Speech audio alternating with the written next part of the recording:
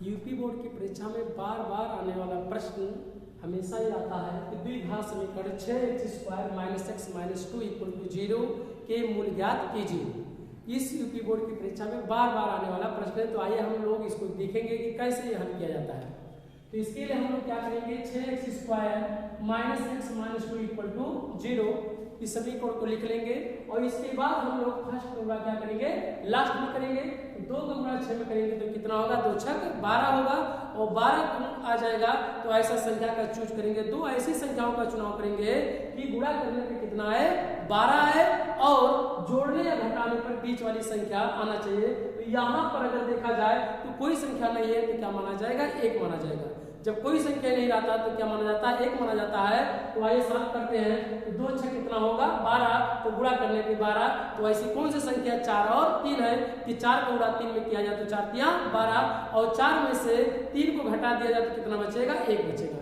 चूंकि हमें चाहिए ऋणात्मक संख्या है इसलिए 3 में से 4 को घटाएंगे तो क्या बचेगा, -1 बचेगा और गुणा करने पर 4 तिया कितना होगा, 12 हो जाएगा। तो लिखेंगे हम लोग 6x² - 3x - 4x - 2 = 0 और इसके बाद हम लोग क्या करेंगे, 2 का क्या बना लेंगे, जोड़ा बना लेंगे और जोड़ा ऐसे 2 का बना लेंगे। हम लोग बनाने के उपरांत हम लोग क्या करेंगे, जो दोनों संख्याओं में रहेगा उसे हम लोग कॉमन निकालेंगे और कॉमन का मतलब होता है उभयनिष्ठ।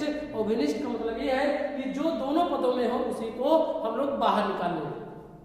तो यहाँ पे देखेंगे कि 3 भी है और इसमें 6 में देखेंगे तो 3 दूना 6 यानी 6 का गुणनखंड किया जाए तो 2 × 3 होगा, यानी 6 में 2 और 3 क्या होगा, समाहित होगा।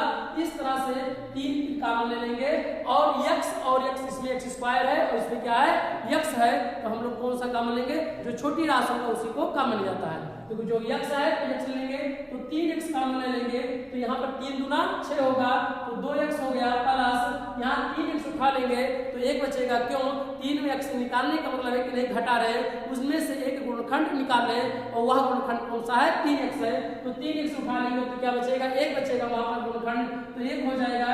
यहाँ पर इन दोनों पदों में देखा जाए इसमें 2 है तो इसमें भी 2 है, इसमें 4 है लेकिन इसमें 4 नहीं है। छोटी राशि बड़ी राशि में समाहित होता है इसलिए 2 को क्या करेंगे, कॉमन ले लेंगे। चूंकि दोनों में माइनस है इसलिए माइनस को भी कॉमन ले लेंगे और जब माइनस कॉमन लिया जाता है तो वह क्या हो जाता है, चिन्ह के विपरीत प्लस रहेगा तो माइनस रहेगा तो क्या हो जाता है, प्लस।